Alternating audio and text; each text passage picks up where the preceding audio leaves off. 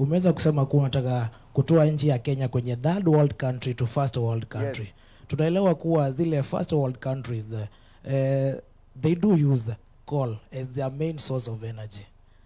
Here in the country we got very many large deposits of coal. For example, in Mui Basin we have a coal deposit there. In Taru, Kilifi County, we have some coal deposit there. Maybe, is there any plan from your government to mine all that coal? My second question is about the Igrand Falls, which is in Kitui and Tharaka borders.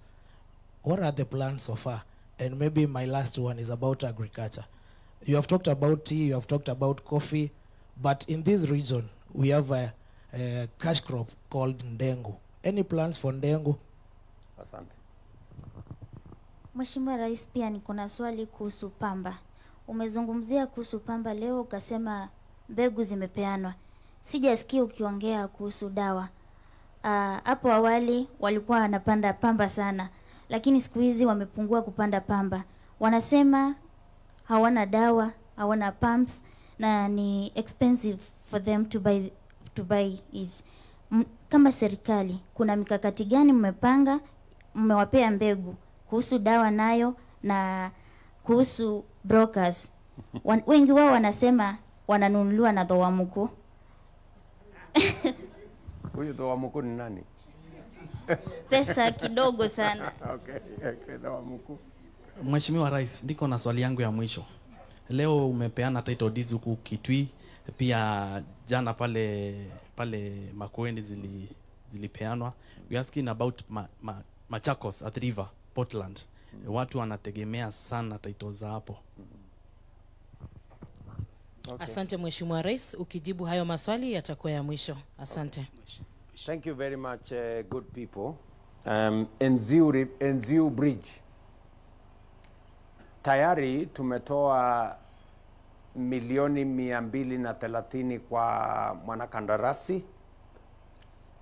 Wizara wamenihakikishia ya kwamba kufikia mwezi wa 3 mwaka ujao kazi hiyo itakuwa imeisha. The whole contract is about 570 million. We have released the first 230 million.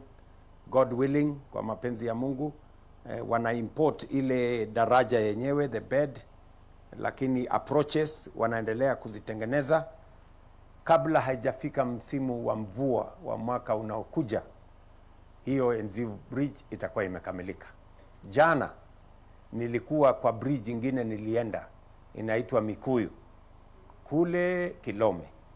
Pia ilikuwa na matatizo makubwa sana. Tumeweka pesa bilioni 2 pale, na hiyo daraja nilienda kuifungua jana. Kulikuwa pia na daraja ingine inaitwa Isuuni kule Mbooni, ilikuwa imesumbua sana. Pia hiyo daraja nimeitengeneza na saa hizi inapitika. So hii ya Enziu nitaishughulikia vile nilitoa ahadi kwa watu wa hapa. Huyu mungwana amesema kuhusu mambo ya coal. Nataka ujue ya kwamba ni kweli nchi zingine zinatumia fossil fuels, pengine coal na pengine whatever. Sisi kama Kenya tumesema ya kwamba we want to use clean energy. Na inawezekana to run an economy using clean energy. Lakini hatujatoa kabisa nafasi ya Kenya kutafuta njia zingine za energy, ikiwemo coal. Tukipata nafasi, kwa sababu siku hizi kuna coal inaweza kutengenezwa inakuwa clean coal. So we can do it in a modern way. So hiyo nafasi bado iko. Lakini for now, ile mpango tuko naye, we are trying to look at the wind reserves we have, wind energy. We have a lot of solar energy. We have a lot of geothermal energy. We have close to 10,000 megawatts, and it is as good. And we also are looking at options of nuclear energy. So haya yote yako katika mipango yetu, ikiwemo hiyo umesema. Lakini hata tusipotoa hiyo coal, bado tutapeleka hii nchi from third world to first world. That one I am making a commitment. It has nothing to do with whether we get coal or not. Haya. Umesema kuhusu High Grand Falls. High Grand Falls is squarely in my plan. In fact, it is going to be the largest project after Thwake. In fact, it's going to be larger, maybe twice as large as, maybe 3 times actually, larger than Thwake. And that is in the radar of my program. Kuna watu wengi wamekuja wanatusumbua hapo na ni watu tu ambao hawana uwezo. So we are making sure that we get the right people to invest in that program.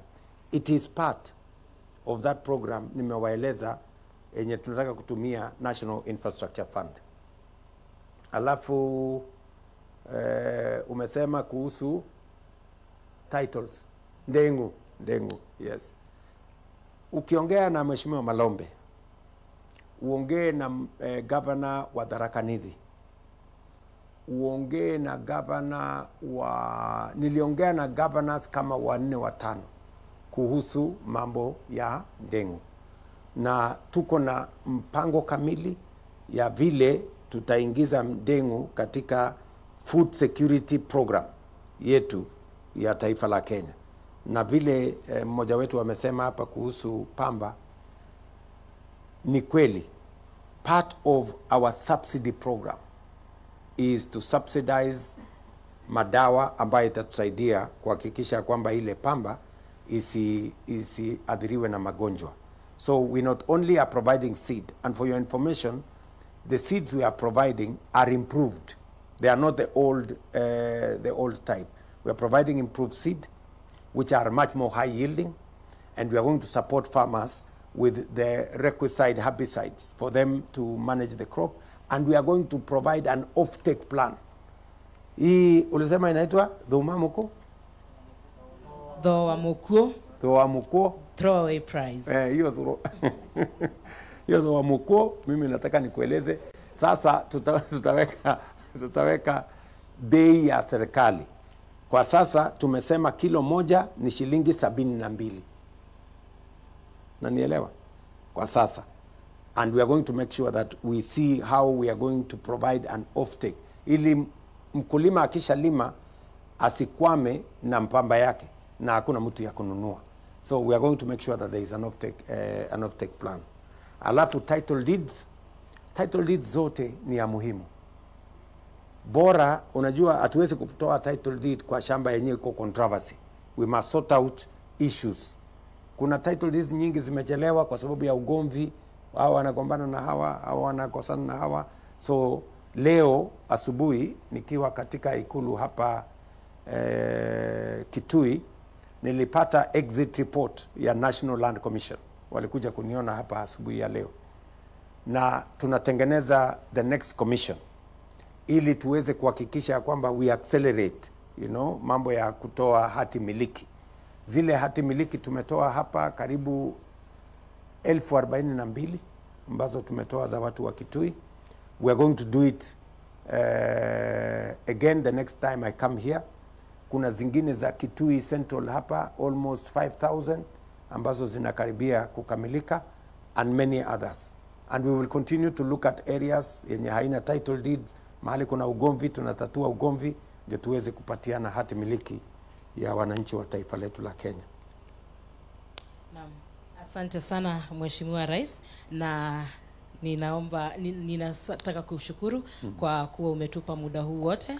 Nishukuru wenzangu kutoka kwenye stesheni mbalimbali, na niwashukuru wote ambao ni wenye stesheni hizo kwa kutoa ili jukwaa, na asante sana kwa kushiriki. Na mimi naitwa Virginia Mwikali au Msupa kule Mwatu FM ambayo ni KBC, na nimetumwa na watu wa redio za KBC ya kwamba wanahitaji kikao pamoja na wewe, na pia ukinijibu kwa haraka Kipchirchir uniambie ni lini utakapo kuja tukuhost kule kwenye stesheni zetu. Aya, natafuta nafasi. Aya, asante sana. Tunashukuru na tunakushukuru mtazamaji na msikilizaji popote ambapo umekuwa ukiwa pamoja nasi kwenye mazungumzo haya ambayo tumekuwa na Mheshimiwa Rais wa Jamhuri ya Kenya Daktari William Samoei Ruto. Virginia Mwikali au Msupa jina langu kutoka Mwatu FM KBC. Shukran na usiku mwanana.